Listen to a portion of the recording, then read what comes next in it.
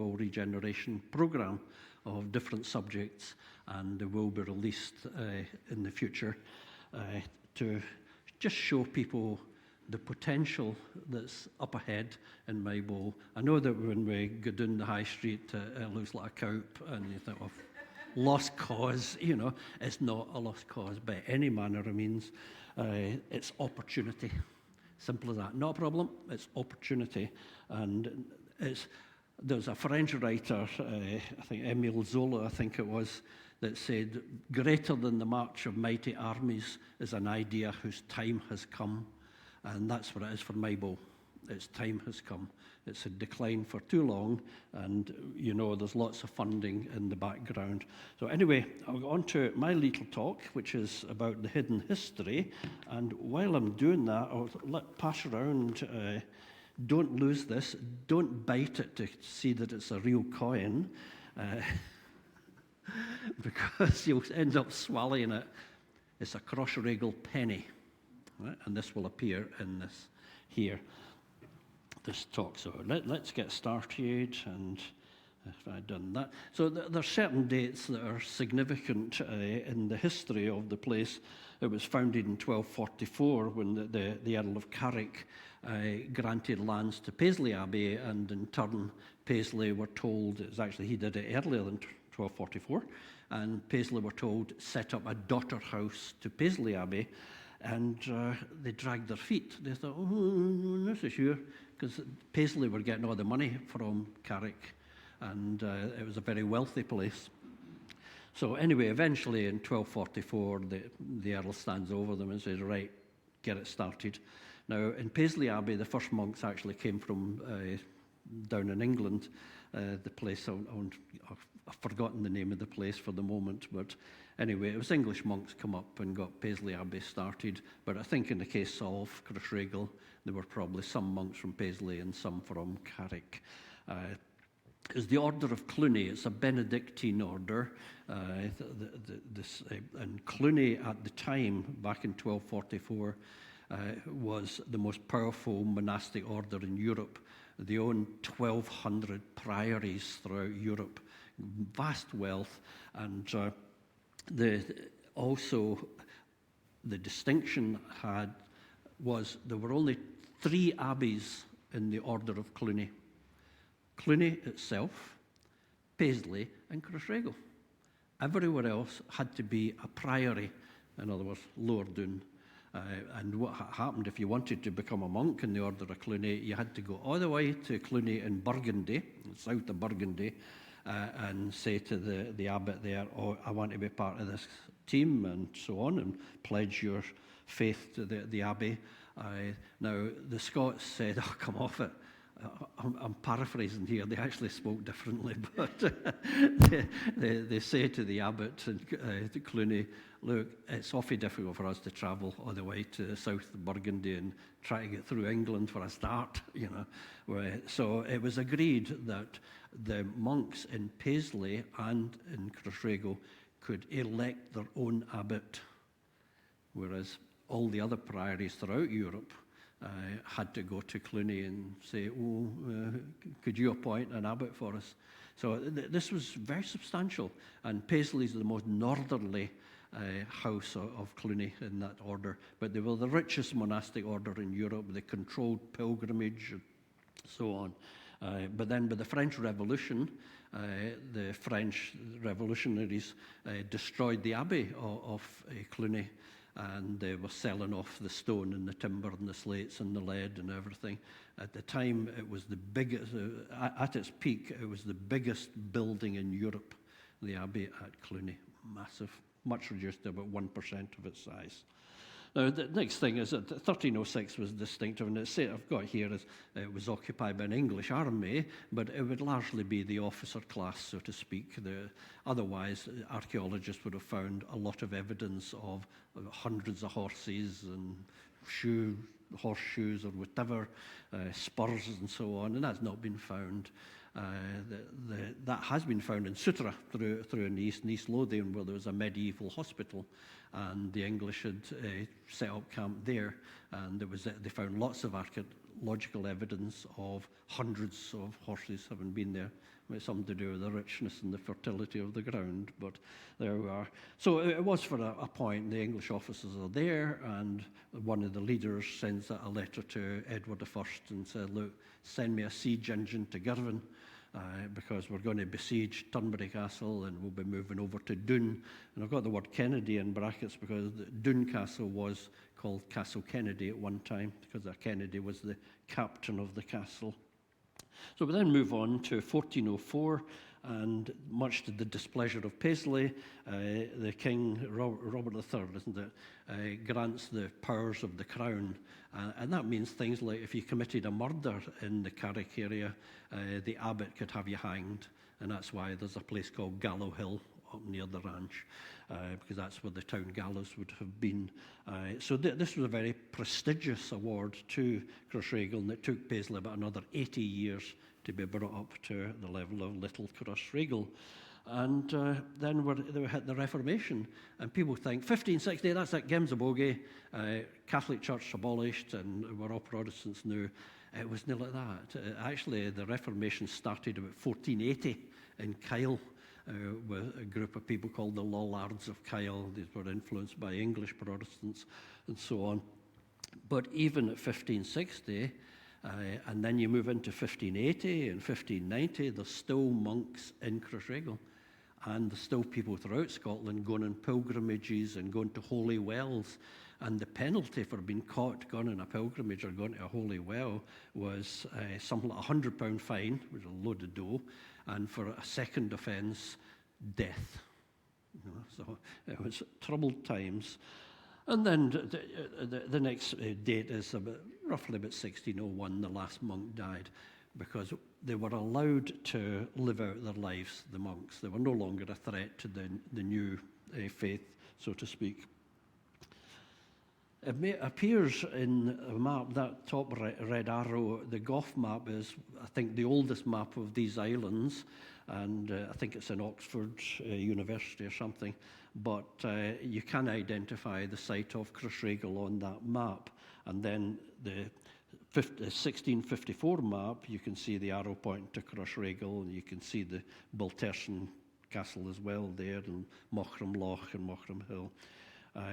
The 1654 map was actually based on drawings done about 1590, and they're actually showing that the Abbey is in ruins as good as by that time.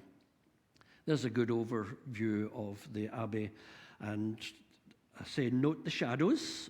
We've got a sunny day for the first time in a while, and the sun plays an important part in the history and life of this Abbey. The wee cottage just to the left of the Abbey there, on the other side of the A77, existed actually back in about 1700 or something as a blacksmith shop. And there were complaints because the Abbey church was still being used as a church long after all the monks were dead. And it was used as the local parish church. But also it was a scene of fights and so on, because the Kennedys had enemies and feuds going on and so on. It was used as a court, a church court at one time in the 1600s. And of course it was surrounded by, as we'll see in a later illustration, by gigantic walls. In the bottom left of that illustration, you'll see that it's really a hedgerow now, but it was like a castle. Gigantic high walls and drum towers and so on. This is a Legoland Crossraquel. It was done by an artist called Schletzer. I think it was half Dutch or German, and he was in the Scottish Army. He was actually an engineer in the Scots Army, and he went round Scotland drawing up all sorts of interesting scenes of abbeys and castles and so on, and he did two in Ayr, which are very useful. But you'll notice that the tower house on the left, which is the gatehouse tower, there isn't a door into it, you know. So sometimes you find with these antique prints that the man was never there. It was somebody else's drawing, and he's copying mistakes that somebody else made. The ducat on the far left there is pulled that in, artistic license, so it fits the frame, and so on. So there's a few things that are not quite right, but nevertheless, it's an early one, and in the distance is Mochram Hill, and that features quite strongly in our place names story. Anyway, here's the gatehouse, and it's got a big gateway through it. I've put an arrow there pointing to a blocked-up doorway, because there was that high wall, what they call a wall walk. So whoever was staying in that gatehouse had a chance to go out for a bit of fresh air without going down into the body of the kirk, but without going into the business area of the Abbey. That gatehouse would have been used for distinguished visitors, but strangers. You know, if you had a house and a stranger staying overnight, you know, you didn't have locks in your doors, you would say, although you could stay in the granny flat. And I think this is what happened here at this gatehouse. There would have been 3 rooms, all ensuite facilities, I can tell you. There were wee cludges in there, and nice fireplace and so on. But they're kept at arm's length, and that's the story of the Abbey, very hierarchical. The drawing in the bottom right is of the ducat, and it's the same shape as the one at Dunure Castle, a beehive shape, and there were 300 nesting boxes for pigeons. And when I showed some tourists around, there were some Americans, and I explained to them that just like in Second World War and in the 1920s at the lighthouse on Ailsa Craig, folk used pigeons to send messages, right? And I said, well, you see, if the abbot was going off to Rome on a pilgrimage or whatever, the folk back here in Crossraquel could have sent some pigeons out to him to say, when are you coming home? You know, you've been there a while. And this wee boy says, how did they send a reply? Could they pick up a pigeon and say, right, I want you to fly back to Crossraquel? And the pigeon said, where's that? So, you know, through the minds of babes and sucklings. But most certainly they would have used it for sending messages. But also feathers for mattresses or pillows, and the guano, the dung for the pigeons, great for fertilizer, and meat as well, of course, and eggs. So it was a great resource. And the big landowners, of course, wanted to guard that resource, and you couldn't have a ducat on your land unless you owned so many acres. Because what would happen if it was only a wee dod of land and you had your ducat, your pigeons would be eating somebody else's grain.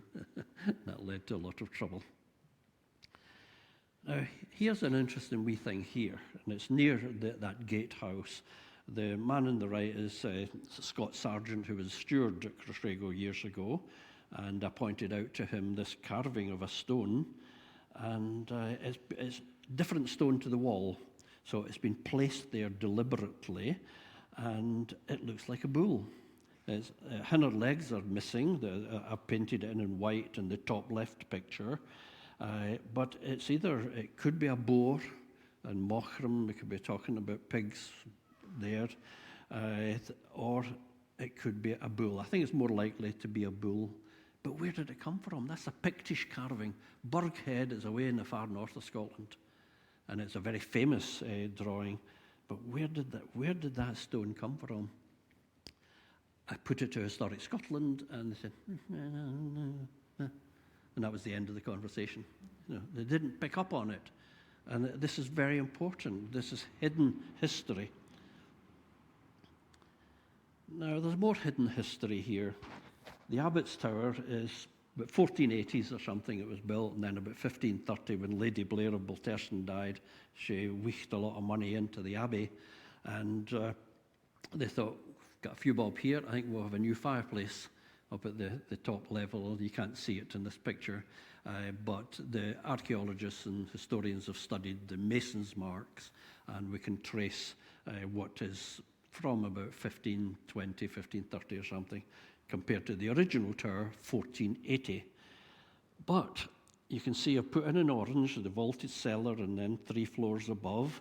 The doorway that yellow arrow is pointing to is interesting because it only connects with the cellar. It's not part of the stair on the left.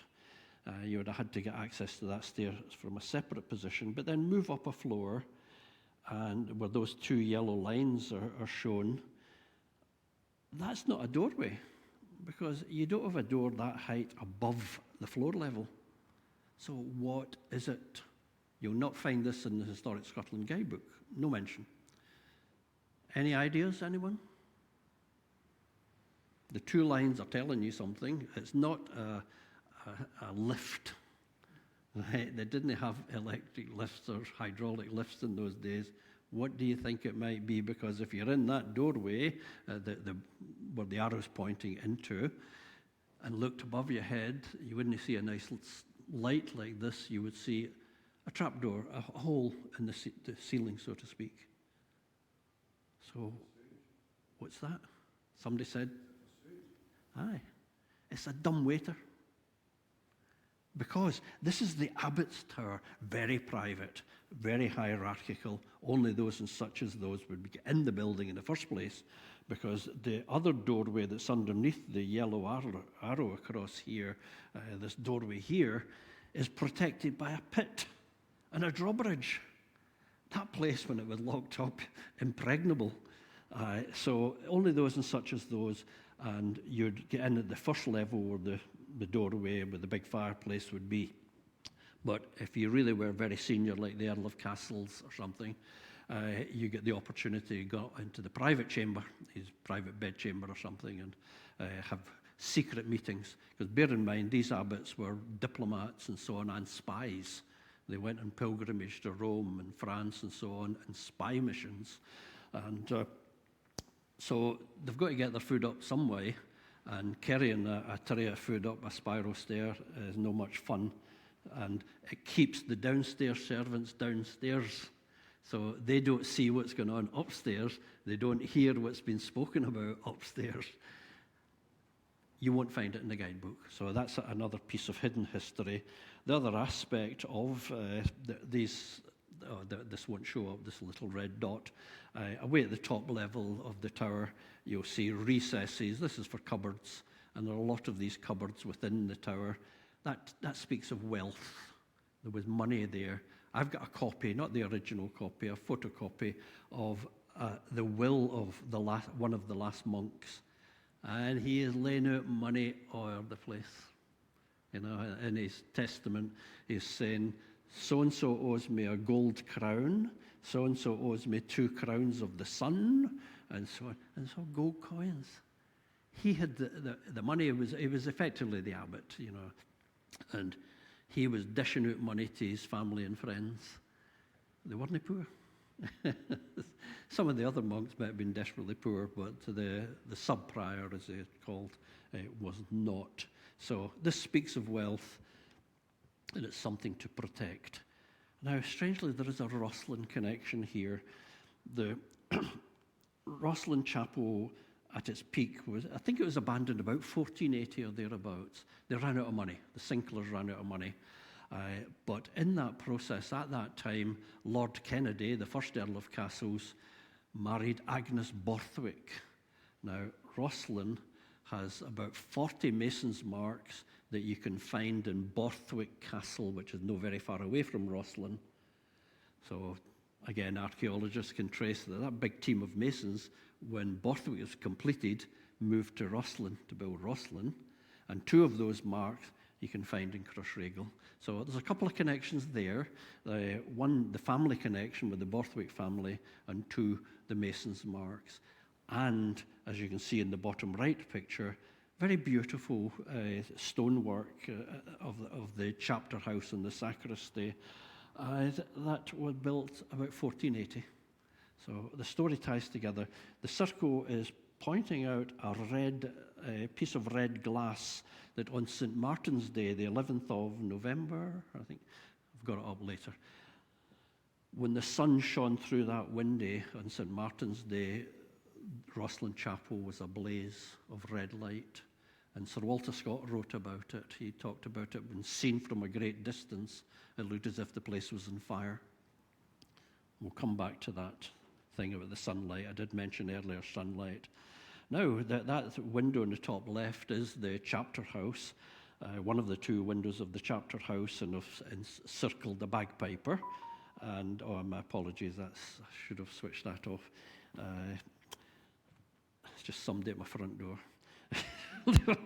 Ridiculous. Nobody phones me. I just get, go away. I'm talking. my apologies to the man. You'll need to do some editing here. But bagpipes were very common throughout Europe. It's not just a Scottish thing. There's Northumbrian pipes and so on. You see many medieval drawings of bagpipers. And the wee pig there is Melrose, and the pig is playing bagpipes. I do apologise for that. I should put it out of the room.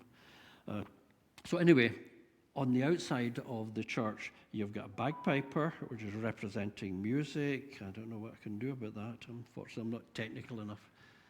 Go and hide it in the kitchen or something like that. Thank you, Alison. So on the outside, we've got music. There's another, the one at the bottom right picture, on the left of that picture, it looks like a man with food, presenting food. So wine, women, and song, we're getting to here, because we've got a mermaid. Right? Now, a mermaid is, in French, la sirène, the siren. Lorelei in German. There's a famous rock in Germany where women on these rocks would sing the most beautiful songs that lured sailors to their death. And this is the attitude in medieval times. Women, they're bad for you. Watch it. So watch the music and the food and the wine and the women. That's all on the outside of the church, right? On the inside, they're venerating the Virgin Mary. So you've got this dichotomy within that religion.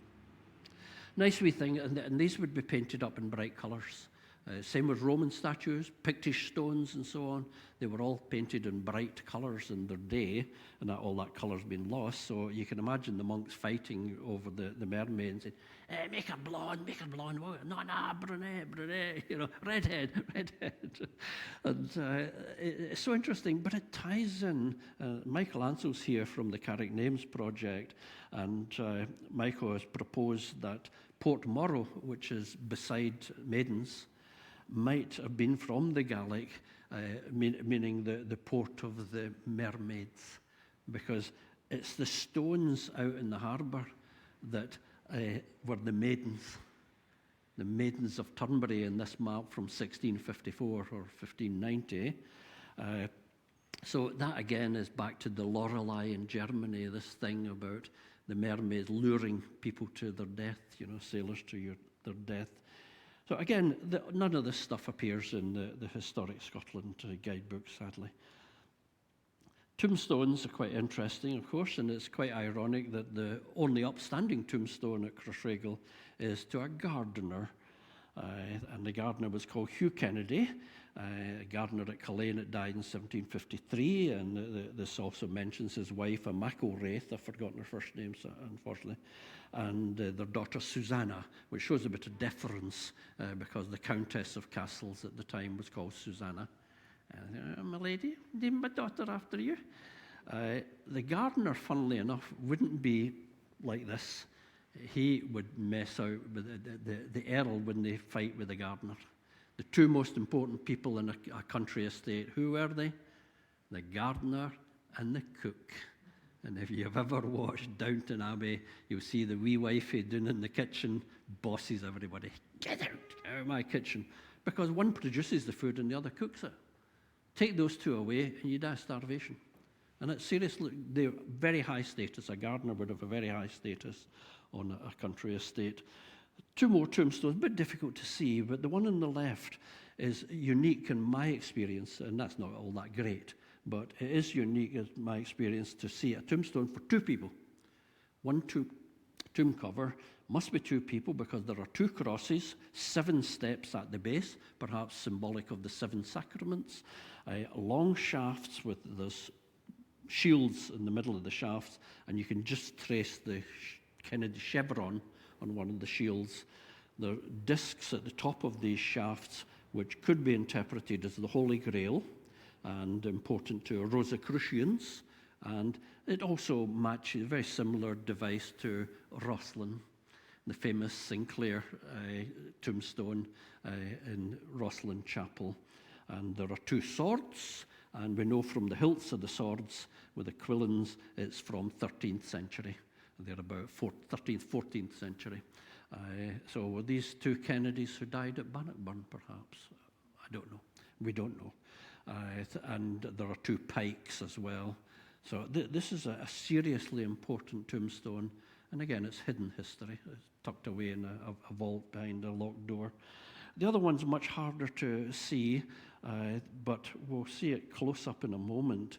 And I've decided, because I'm in charge of this presentation, but I believe that the man who was buried under that stone was the master mason for Crossraquel, because of all those mason's marks you can see there, his marked in red box is the most prolific, and the best carvings within the sacristy, their carved heads, etc.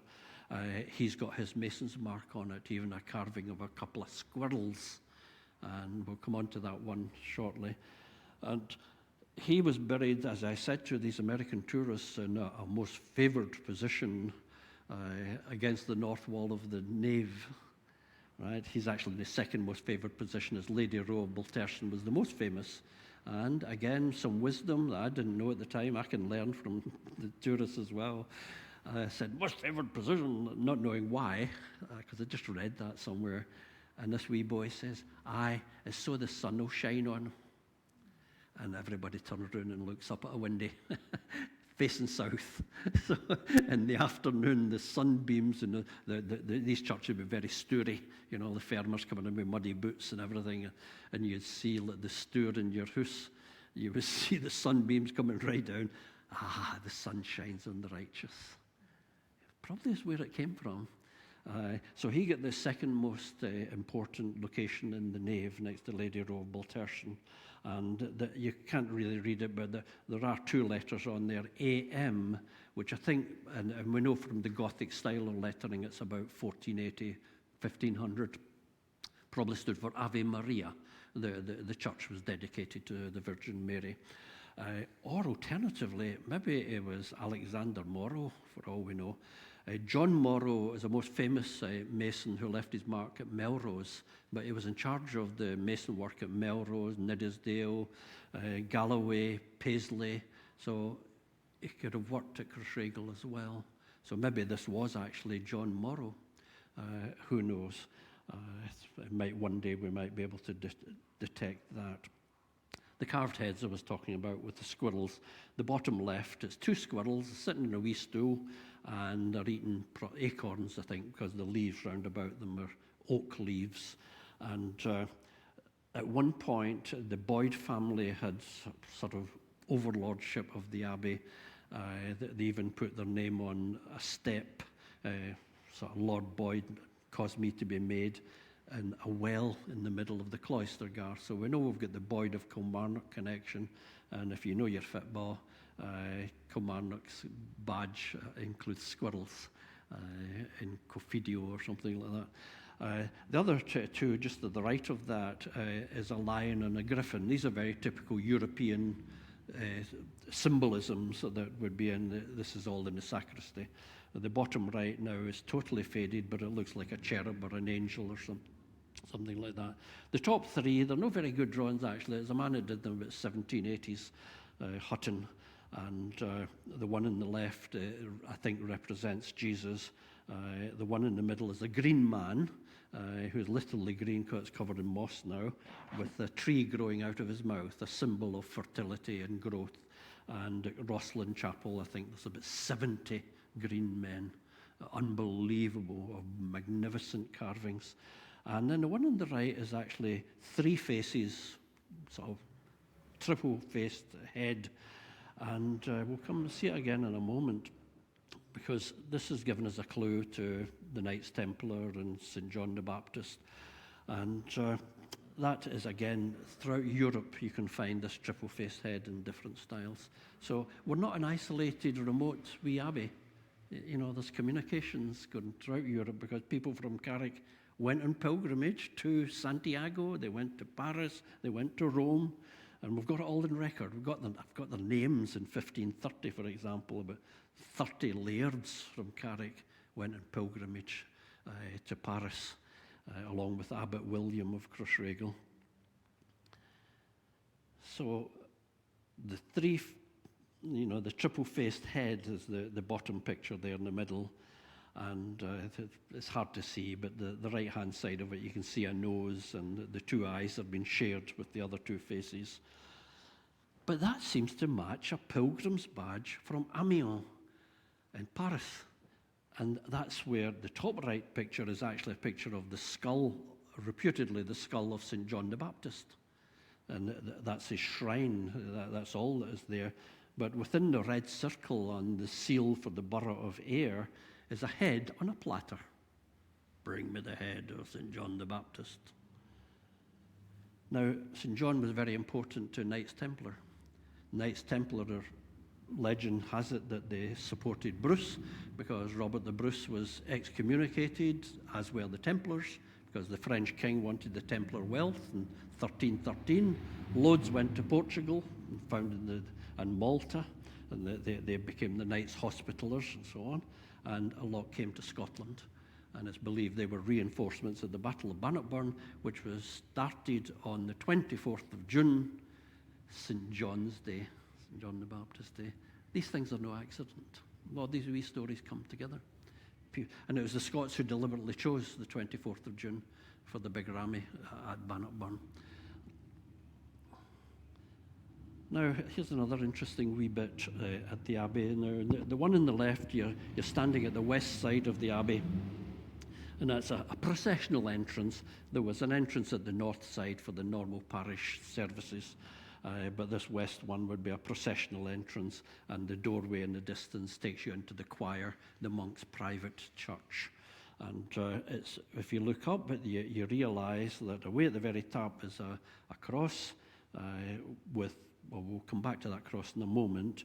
That cross, that design, you can find at Strayton, the 16th century Kennedy Chapel or aisle at Strayton Kirk. Exactly the same as that. And there's a couple of windows we'll come on to in a moment. So I did notice when I was a steward there and hanging around because there were no tourists, I realised that there was a window above the raggle of the roof. You can see the lines on the wall, which indicates the pitch of the roof. And we go to the other side, looks like a wee happy face there, actually a wee shocked face on the left for the belfry, and realise that the window is below the roof. So that's a window illuminating the interior of the choir. And there's a close-up of the cross, which on one side there are 4 hearts and on the other 6. Now that would be symbolic of something, but I don't know. And maybe somebody else could tell me that. One day it might be revealed. It won't be an accident. You might as well do 4 on either side or 6 on either side. So there's something there, but it's the window we want to focus on. Now this looks extremely complicated, this slide. Don't worry about it. Just think of north, south, east, west.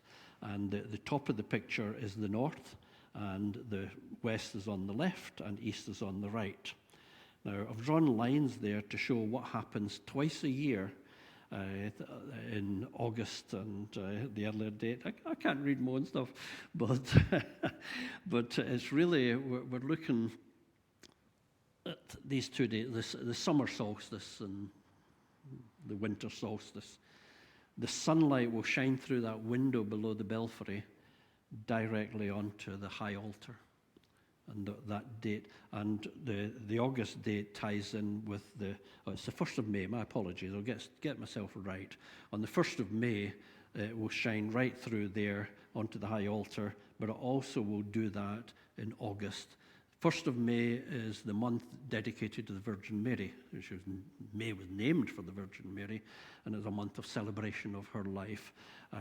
August was the feast day of Saint Blaine. Now, not far away from this abbey is Auchenblaine, the field of Blaine. It's believed the original lands given to Crossraquel were included, was a piece of land which people interpreted as South Blaine, but no, in Gaelic it would have been Sue Blaine, the seat of Blaine, the seat of a bishop. Blaine was born in Bute. And when this abbey was abandoned and the revenues from the abbey were given to another church, it was given to Dunblane.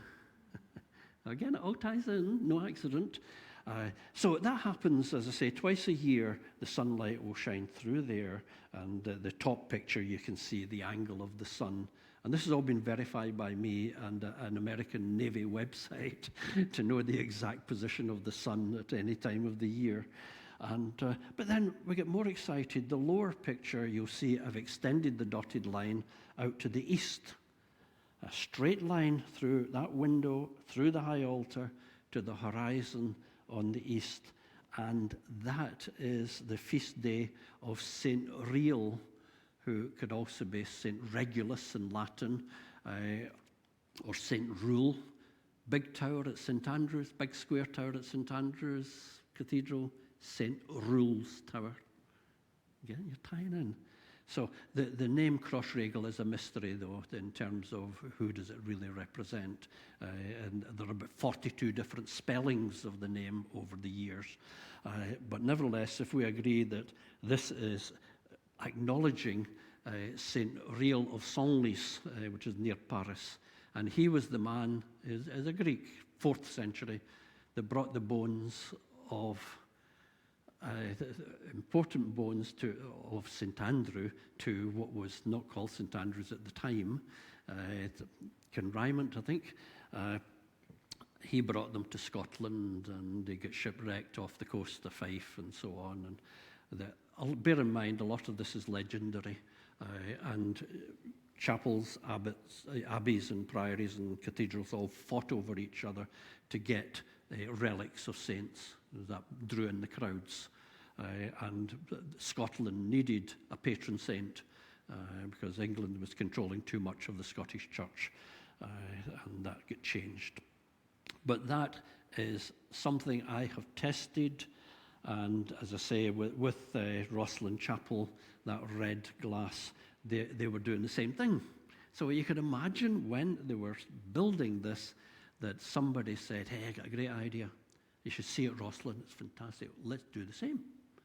And what I think, though, was in the top image where the sun is shining through that window, there was a balcony on that wall, on both sides, actually.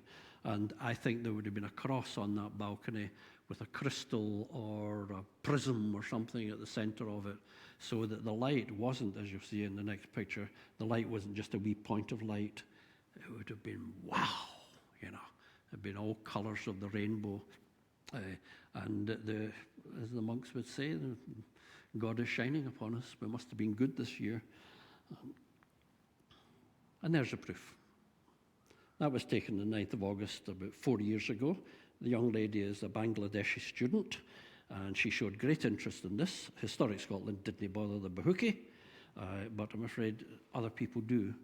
And that is the proof that that light was shining on that spot on the 9th of August at 5:30, which was Vespers.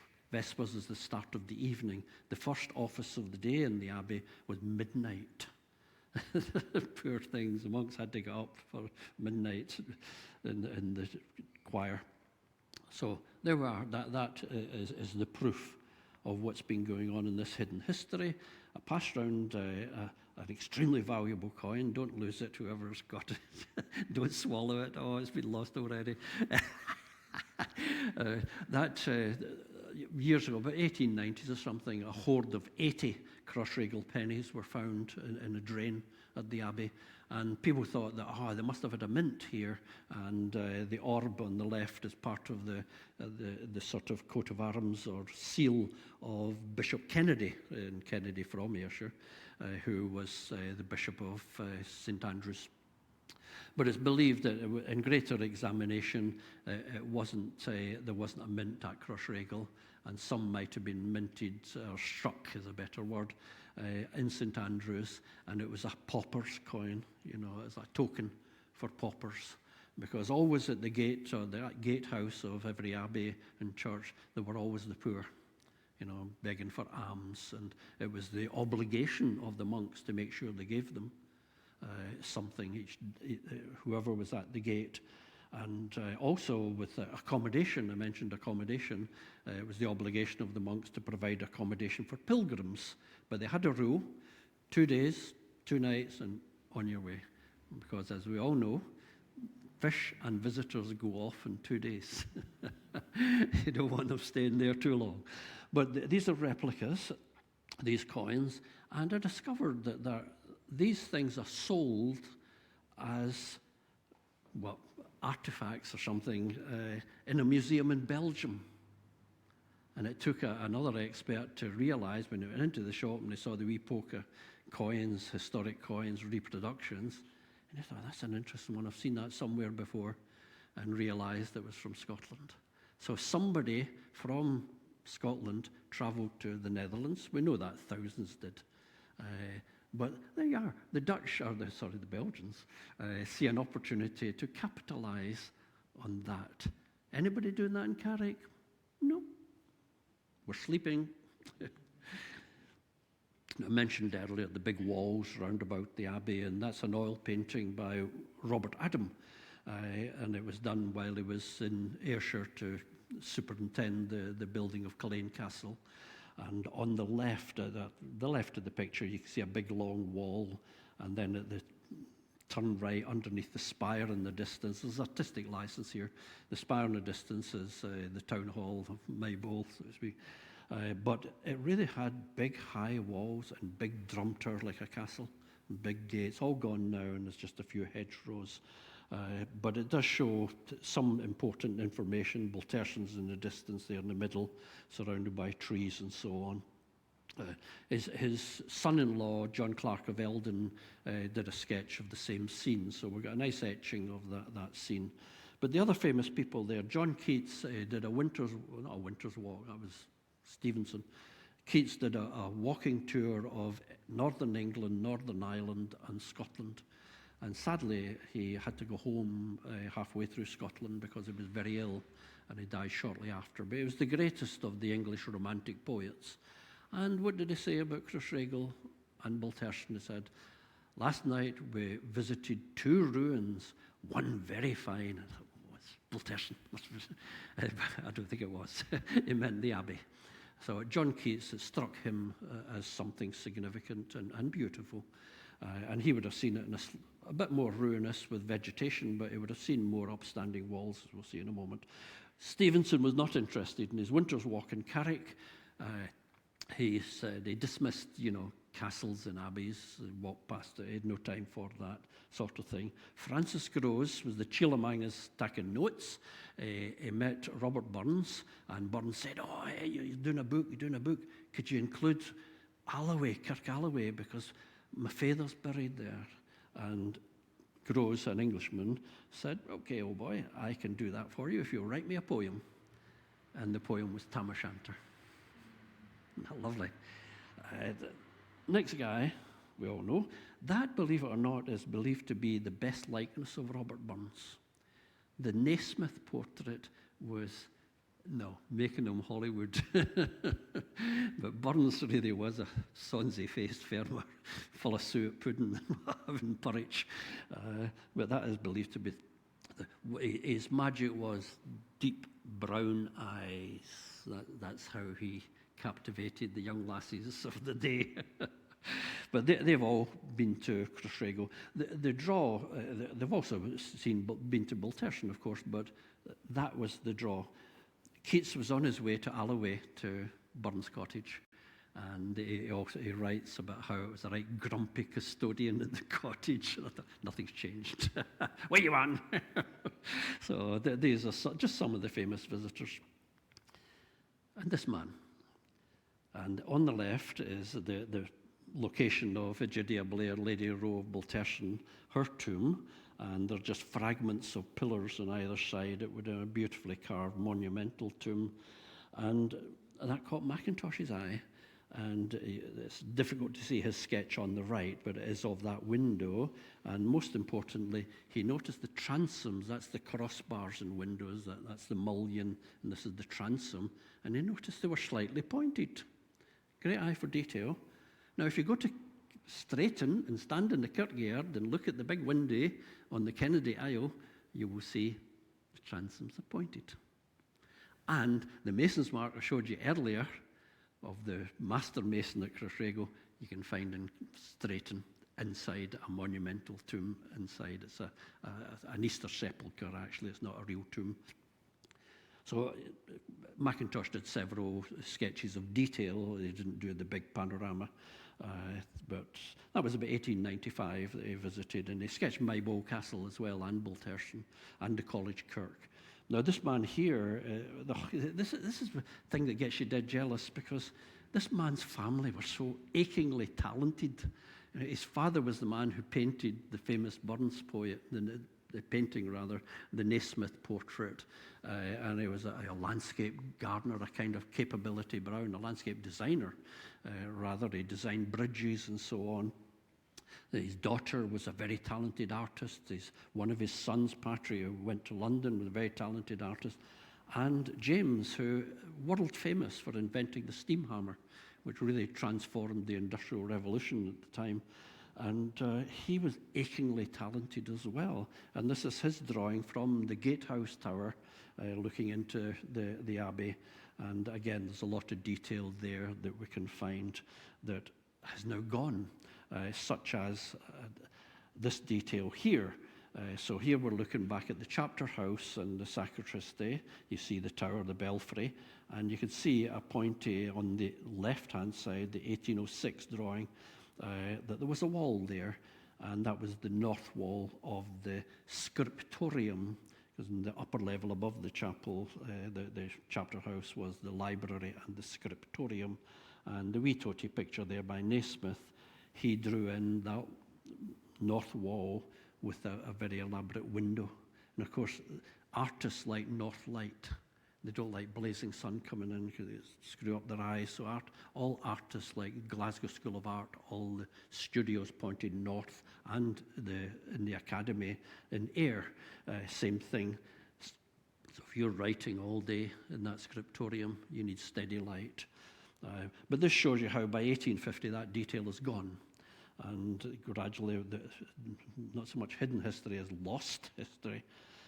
Now, George Buchanan was a man famous. I just heard about his great fan. There was a man in Bordeaux called Montaigne, very famous Renaissance man in France, and I heard about him on television last night. And he was a big fan of George Buchanan, who taught in Bordeaux. And Buchanan was also the tutor to the Earl of Cassos and tutor to James VI. And in fact, he poisoned James VI's mind against Mary. And that's why Slabbering Jamie was quite happy to let his mother rot for 17 years in prison in England, because he wanted that crown in England, get it. But Buchanan had a pension from Crossraquel, and it didn't go there very much, but he would have been there at some time. But he had a lot of trouble getting it. The pension was based on rents from farms and so on, and they'd all be holding their money back, and he get so frustrated he sold it on at a loss to someone else. And one of the most famous people to be associated with Maybole is the man on the right. Unfortunately, we don't have a picture of Quentin Kennedy, but on the left is the title page of one of several books that Quentin Kennedy wrote in his fight against the new faith, the Reformation. And this was him justifying his old faith, and he dedicated it to Gilbert, his nephew, and that was Gilbert, the King of Carrick. And there's only but one or two copies of that book has survived through history, and this one is in the National Library of Scotland. But sadly, for lost history, as I was explaining to someone earlier, that the house were just Dun Hill from here, where Knox and Kennedy had their big debate, was demolished by the local council. Last one of famous people you've never heard of. Mountjoy, or in French, Montjoie. Mountjoy is actually a little mound that was built along pilgrims' trails, because pilgrims are joyous. They're going towards that pilgrim shrine, and they were used as landmarks, a bit like milestones. That's where the name comes from. But in this case, the man was Georges Chauveau, who was a vassal of, say vassal is very high, is up here, in the hierarchy of the Dukes of Burgundy. Not Burgundy at all, well, yeah, it was Burgundy. He was like the Henry Kissinger of his day. He was an ambassador throughout Europe, and he came to Scotland because James IV was acting as a go-between to two fighting parties, the Burgundians fighting the Swedes or whatever, and George came here on a diplomatic mission. He came to Crossraquel Abbey. Why? What was he doing here? It's not recorded. I can't find the recording of it. I know that he came. That's recorded in the King's Treasurer's accounts. But it was here clearly to gather support from the local mafia, the Earls of Castles, the Earl of Castles. And it would have been a sort of secret mission, and hiding in the Abbey, the folk in Maybole wouldn't be able to gossip. They'd just see this fella going through in plain clothes. Not like that. He wouldn't ride through the town dressed like that. But that man is famous throughout Europe. And when he went to see the Sultan, the Muslim empire that was running over Europe, Constantinople and so on, when he went to see the heat bummer and said, look, we've got to have peace. You've got to calm down. You can't keep taking over countries. And the Sultan said, oh, what are you going to do about it? He said, well, there's me, there's England, there's Sweden, there's Denmark, there's Scotland. He rhymed off all these allies. So he spent quite a bit of time in Scotland and received many gifts from the Scottish King James IV at the time. And that is not the end. It is the end of this presentation, and I do apologise if I've overrun my time, but there's more history to be written here, and I think the future for Crossraquel and for Balterson is to be part of the greater Maybole community. Let's get it as a supreme tourist destination that will create jobs, sustainable jobs, and bring money into the place. And that's the whole point of my presentation. So I hope you enjoyed that.